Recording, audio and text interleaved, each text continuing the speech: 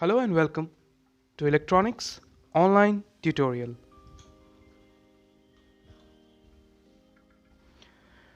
मेरा नाम है दिव्यांश सिन्हा। मैं CSS VAC स्कीम के अंडर एक वोकेशनल ट्रेनर हूँ।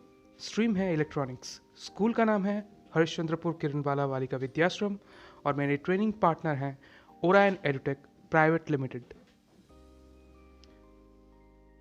आज जिस ट्रबल शूटिंग के इशू पे हम बात करने वाले हैं वो है कंप्यूटर हार्ड ड्राइव को आइडेंटिफाई नहीं कर पाए तो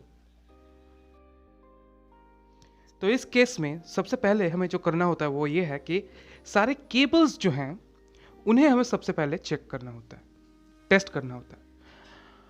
इसके बाद हमें पावर सप्लाई को चेक करना होता है और फिर कंप्यूटर को हम रीबूट करेंगे। अब इसके बाद हमें ड्राइव मोटर को चेक करना होगा कि वो स्टार्टअप हो रहा है कि नहीं। अगर वो स्टार्टअप ना हो तो फिर से हम केबल्स को चेक करेंगे।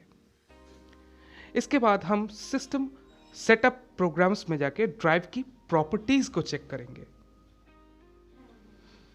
अब इन सब के बाद हमें कीबोर्ड में ऑल्ट, कंट्रोल और डिलीट इन तीनों बटन्स को एक साथ दबाना है ताकि हम कंप्यूटर को रीबूट कर सकें।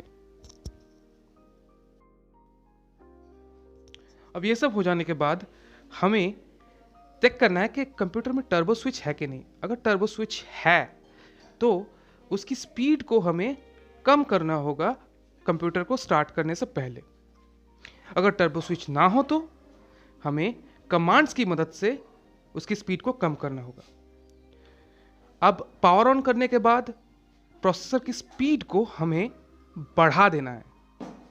इसके बाद हमें कंप्यूटर को एक बार वार्म बूट करना होगा।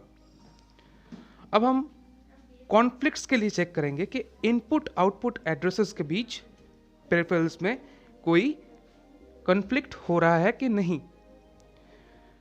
अब ये सब हो जाने के बाद भी अगर प्रॉब्लम सॉल्व नहीं हो रही है तो शायद हो सकता है कि कंपैटिबल ना हो हार्ड ड्राइव और कंप्यूटर। तो कंपैटिबिलिटी के लिए हमें चेक करना होगा कि हार्ड ड्राइव और कंप्यूटर यानी कि सिस्टम कंपैटिबल है कि नहीं। इसके बाद हमें कंप्यूटर को टर्न ऑफ करना है और पेरिफेरल डिवाइसेस यानी कि होस्ट अडेप्टर को और वीडियो कार्ड को छोड़ के बाकी सारे पेरिफेरल डिवाइसेस को डिस्कनेक्ट कर देना है। अब कंप्यूटर को रीबूट करेंगे और देखेंगे कि क्या ड्राइव आइडेंटिफाई हो रहा है।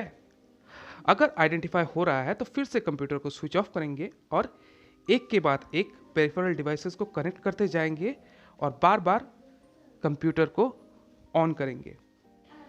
इस तरह हमें आइडेंटिफाई करना है कि किस पर्टिकुलर पेरिफेरल डिवाइस के कारण ये जो इनपुट आउटपुट एड्रेस का कॉन्फ्लिक्ट है वो कॉज हो रहा है। अब ये आइडेंटिफाई करने के बाद कि कौन से पेरिफेरल डिवाइसेस के कारण ये कॉन्फ्लिक्ट हो रहा है, हमें उसके इनपुट आउटपुट एड्रेस को चेंज करना होगा।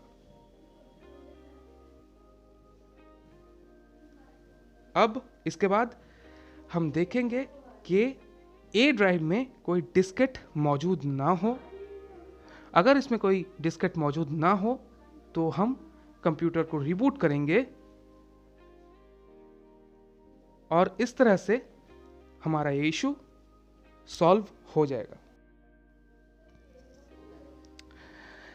इस वीडियो को देखने के लिए बहुत बहुत धन्यवाद। आशा करता हूँ आप सबको पसंद आई होगी और अगर आपको पसंद आई हो तो ऐसी ही बहुत सारी ज्ञानवर्धक वीडियोस के लिए इस चैनल को सब्सक्राइब ज़रूर कीजिएगा।